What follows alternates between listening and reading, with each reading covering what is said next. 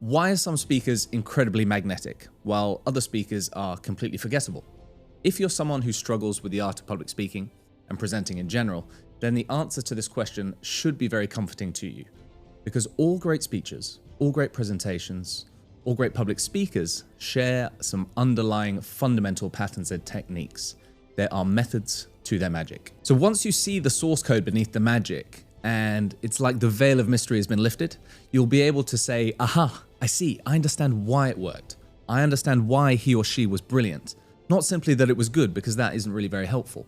You'll be able to understand exactly why it worked and precisely why it landed. I liken it to seeing through the matrix, and it should be very comforting to you, because once you understand that there's just underlying tools, underlying techniques, underlying patterns that all great speakers share, then it's just up to you.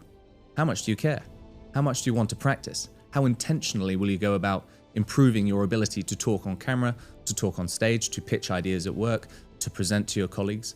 It's really just how much you care and how much work you're willing to put in when nobody's watching. Because once you realize that talent and charisma are just the aggregation of 1,000 tiny details, it's within your control, and it's simply up to you to get to work and start improving. Once you see it, you cannot unsee it. You will see things with new eyes, you will hear with new ears.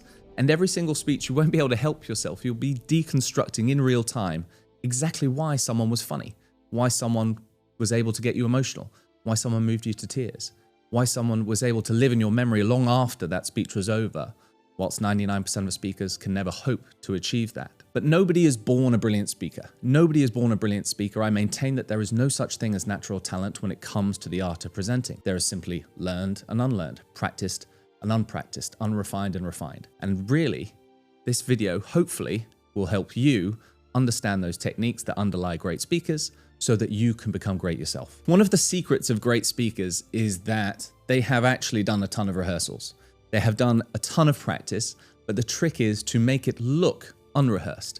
They've actually done so much work that it begins to look natural. As I always say, it takes a lot of effort to make things look effortless. And what we're going to do today is analyze one of the most famous speeches of all time. It's Barack Obama. It's the Yes We Can speech given in Chicago in 2008 when it had just been announced that he had won the presidential election for the very first time. Clearly one of the best speeches of all time, regardless of your colors, whether you're red or blue, Democrat or Republican.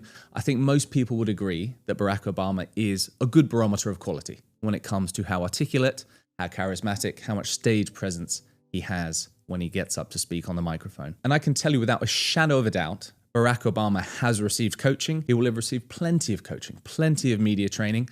And actually, if you look at some of his old videos, you'll see he used to point quite a lot with a finger. And over time, he starts to do the pinched thumb, which is this gesture. He goes like this, a pinched thumb gesture, which is softer. It's less aggressive. I can point to people without it being aggressive the way this is. So you can see he gets cleaner, he gets smoother, he gets more polished over time. Even though he was already very good, believe me, he'd done a lot of intentional practice before he ever got on stage in 2008. So rather than tell you what quality looks like, why don't I just show you? What I'm going to do is show you this speech from Barack Obama in 2008, and minute by minute, second by second, we're going to deconstruct things. We're going to break things down and analyze exactly why he's good, why he's persuasive, why he's able to hold the attention of an audience and have them just in complete rapture. They are so dialed into what he's saying at all times. And yes, the gravity of the situation helps, but he is still fundamentally brilliant and he understands the techniques of great speakers. And I want to share some of those secrets with you. Here we go. And to those Americans whose support I have yet to earn, I may not have won your vote tonight, but I hear your voices. I need your help, and I will be your president too.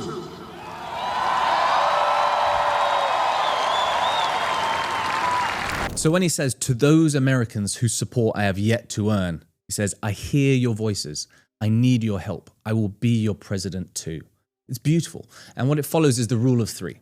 So the rule of three is very, very persuasive in terms of rhetoric, in terms of storytelling structure. Rule of three you will find everywhere. And once you see it, you can't unsee it. So every business on earth has a mission, vision, purpose, right?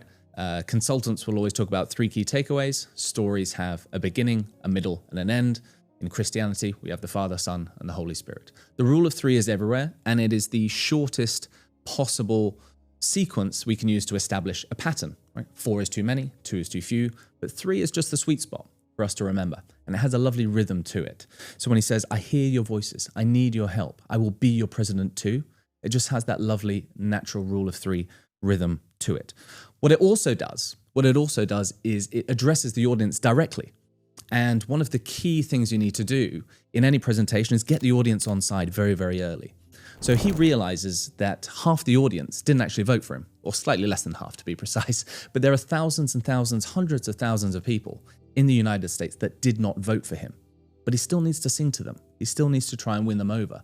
So addressing the audience directly, making people feel seen, heard, respected, understood is incredibly crucial to delivering any good presentation. And he does this masterfully in a very short number of words, but you can feel if you're a Republican, he does care. He wants to bring you on side. He wants to bring you on this journey too. And that's why it's so powerful. On a related note of that, making people feel seen, heard, and understood, that is literally what most people want from you. That relatability, that empathy. One mistake that people often make when standing on a microphone like this, standing in a studio, standing on stage at work, is they feel like they have to be very presidential. And whilst his delivery here is quite formal, the occasion demands it, what he also does is manage to scale the intimacy of a one-to-one conversation. So I say that all the best presentations, all the best TED Talks, they feel like he or she is having a conversation with you. Right? It's you he's speaking to. There's something in the story that relates precisely to you. They don't make it feel corporate. They don't make it feel formal. They're just trying to take the intimacy of a one-to-one conversation that you would have with your friend, and they scale that onto one-to-many. That is where the magic lies. And all those watching tonight from beyond our shores, from parliaments and palaces, to those who are huddled around radios in the forgotten corners of the world, our stories are singular, but our destiny is shared. And a new dawn of American leadership is at hand.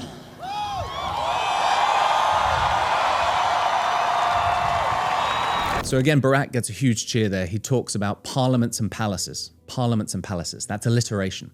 So alliteration is when you use the same sound or the same first letter in sequential words. So P, parliaments, palaces. And then he talks about people huddled around radios in forgotten corners of the world.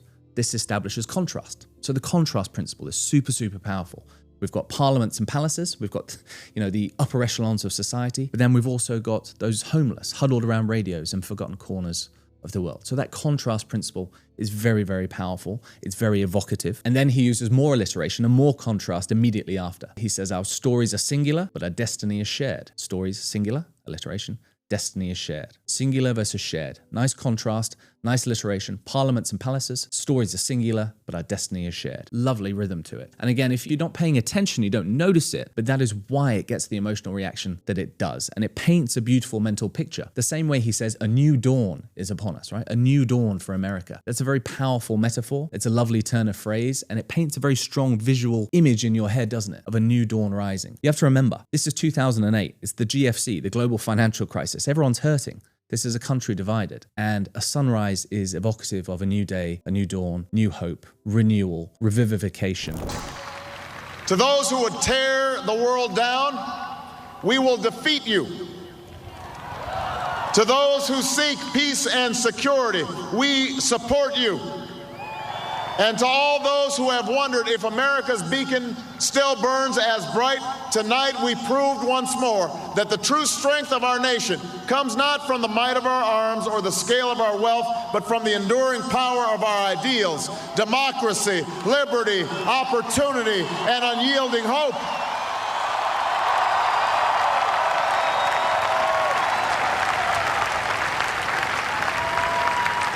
So what Barack Obama does really well there in a short space of time is he uses repetition and anaphora. So anaphora is essentially this rhythmic repetition of similar sounds. So he says, we will defeat you. We will support you. And then he talks about prosperity, opportunity, liberty. The end sound is the same. And again, all the best speakers invoke all these elements of good poetry. They're lovely to listen to. The voice, as I say, the voice is an instrument, and you want to use it as such. And Barack really knows how to play his instrument in the best possible way to make people lean in. So another thing that he does really, really well in that section, you'll notice, is that he builds and builds with speed and volume.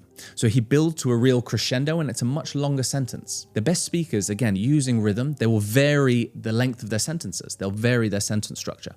So generally as a rule, you will see that the best speakers, and then Barack does this exceptionally well here, just use very short, clear, crystal sharps. They just use very short, sharp, crystal clear sentences. Nothing too fancy, nothing too verbose, just short, sharp, clear sentences. However, when he knows that he has you, he will pause and he will take you on a much longer ride. He'll use a much longer sentence. He will build with speed, he will build with volume, and then crescendo. And then the next sentence will be short. You'll see when I play the video, the next sentence for sure, after going long, the next couple of sentences will be short because you want to change the rhythm. The ear gets bored very, very quickly. So what you need to do, just the same way as, most YouTube videos, they chop in, they chop out, the editing's very fast because the eye gets bored. The ear gets bored very quickly too.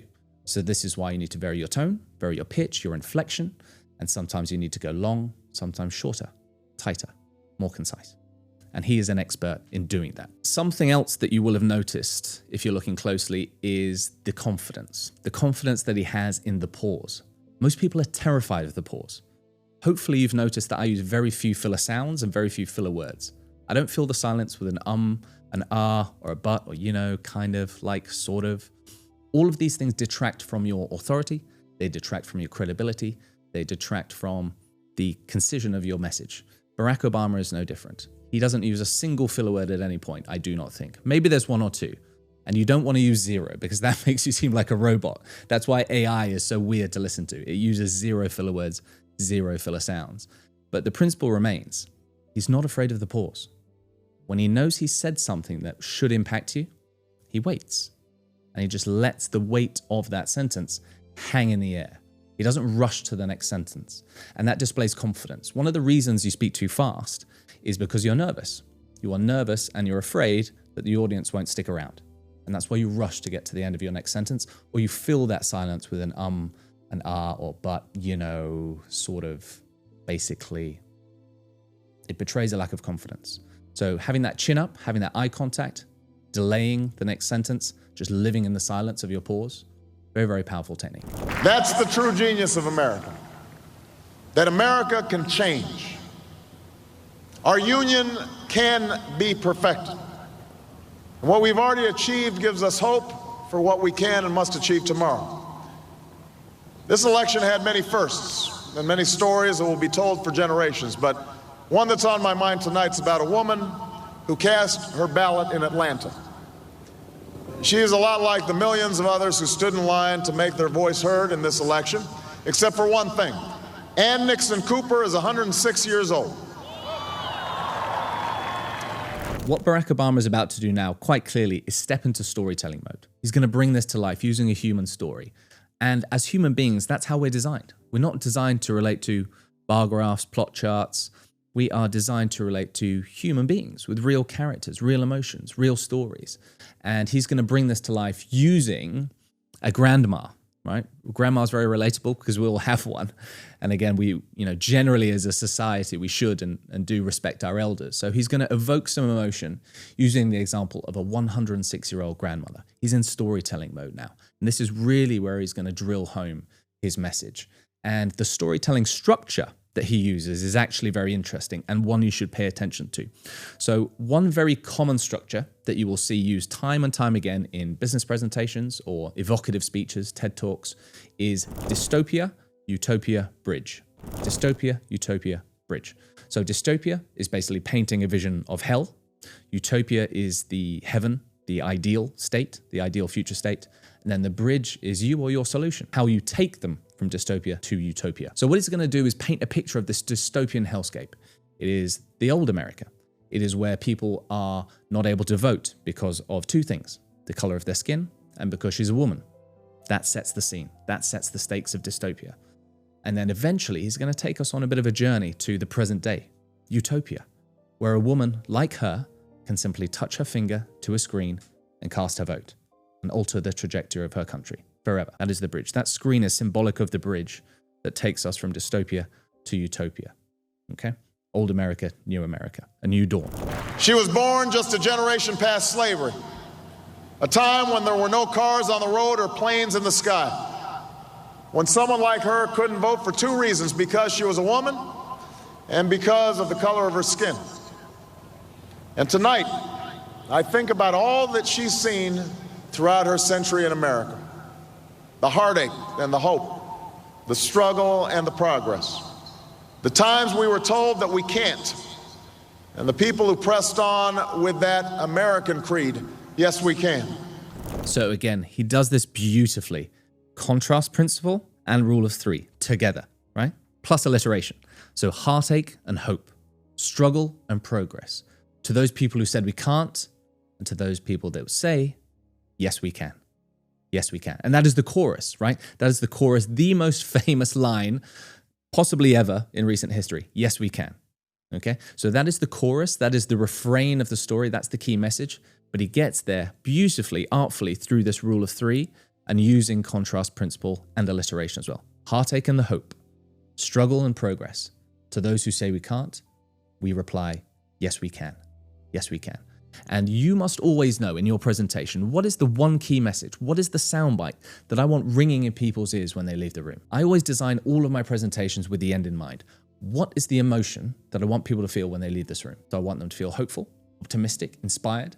Do I want them to feel reflective, guilty even, introspective, needing to analyze something and break it apart? And then I work backwards to the beginning and figure out how I can take people on a journey to get there. And that's what Barack Obama has done here, using the dystopia, utopia bridge structure, but within it, embedding rule of three, alliteration, and contrast principle as well. At a time when women's voices were silenced and their hopes dismissed, she lived to see them stand up and speak out and reach for the ballot. Yes, we can. When there was despair in the Dust Bowl and depression across the land, she saw a nation conquer fear itself with a new deal, new jobs, a new sense of common purpose. Yes, we can. And he does it again. He does it again, doesn't he? New deal, new jobs, new sense of common purpose. And he uses alliteration too, despair in the Dust Bowl. When the bombs fell on our harbor and tyranny threatened the world, she was there to witness a generation rise to greatness and a democracy was saved. Yes, we can. She was there for the buses in Montgomery, the hoses in Birmingham, a bridge in Selma, and a preacher from Atlanta who told the people that we shall overcome. Yes, we can.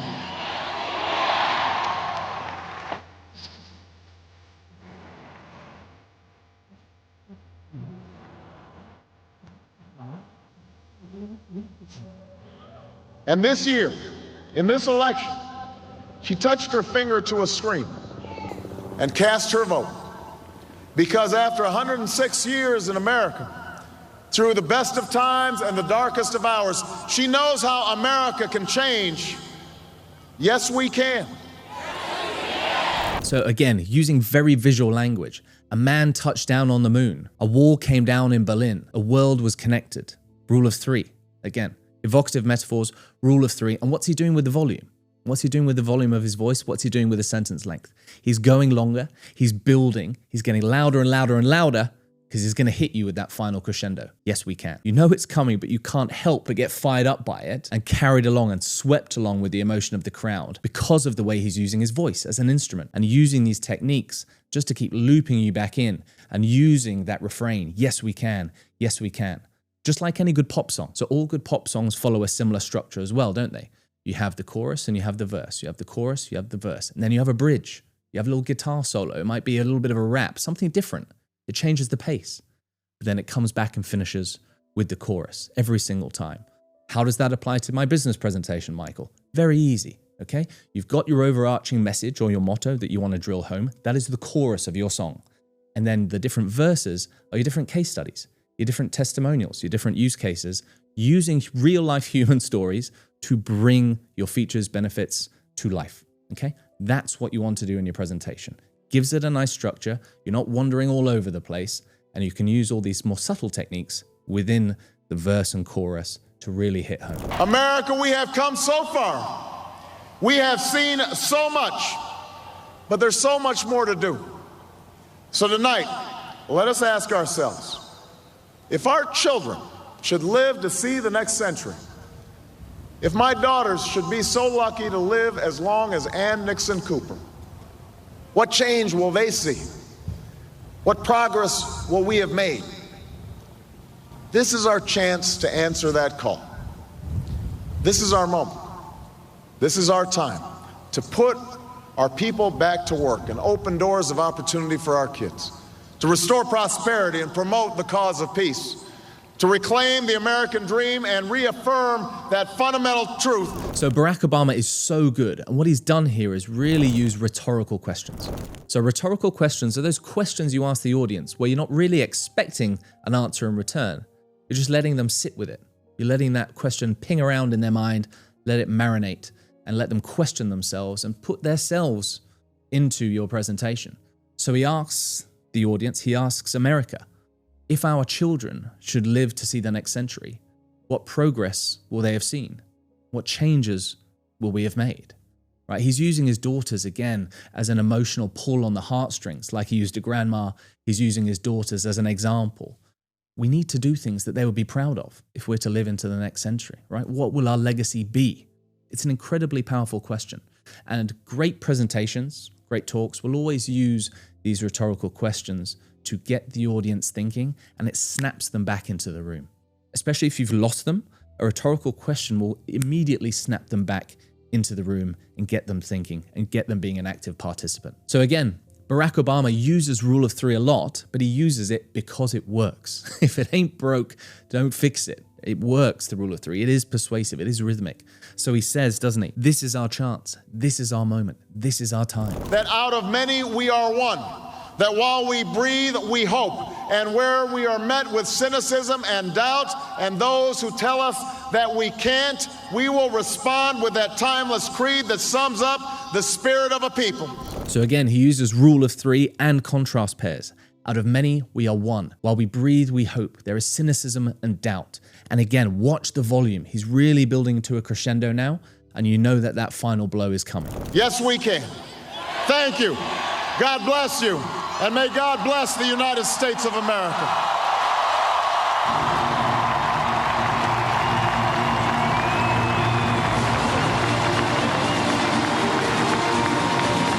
The best way to end any presentation is with a simple thank you. But people have to know that you've finished. You have to know that you've arrived at your destination because your messaging up to that point has been so clear and you've hit home, and a simple thank you is perfect. Okay, it shows gratitude, it shows a position of service, and he's also embedded a rule of 3, hasn't he? Thank you, God bless you, and God bless the spirit of America. Rule of 3, invoke God, thank the audience. Perfect ending, absolute perfect ending, mic drop moment. What I hope that has shown you in this very, very short video, breaking down just 7 or 8 minutes of Barack Obama's speech, is that all the best speakers use these techniques intuitively, but they've only become intuitive and appear natural because they've done the hard work when nobody was watching. And talent is just practice in disguise. I've said it a million times and I will say it again. Talent is practice in disguise, and greatness is made in the dark when nobody is watching. So if you're willing to do the work without the applause, when nobody is watching, by the time you get on stage, by the time you get in the boardroom, by the time you get on camera, you too can appear super articulate, very persuasive, very charismatic, if you've learned to embed and internalize these principles. And that's all our character, that's all our voice, all our personality really is. It is built and formed and evolved over time. We are the accumulation of a million little rejections and a million acquisitions. We acquire certain habits, certain turns of phrase, certain behaviors, certain beliefs, mindsets from people around us, and we reject those ones that we don't believe in. And over time, that forms us, that forms our character, that forms our voice, and you can change it. You can change it. You can actually just use better structures. You can use better techniques. You can have better habits. You can deploy more charismatic, more confident body language, and it's still you. It's just the best possible version of you. So what I'd like you to take away, if nothing else from this video, is that great speakers are not born, they are made. And now I've hopefully helped you see through the matrix a little bit. You've seen the source code, you've seen where the magic comes from, and you can start to use some of these tools, start to use some of these techniques in your next presentation to really bring it to life. You might not be Barack Obama being elected as the next president of the USA, but you can certainly hold the attention of the next room that you go into.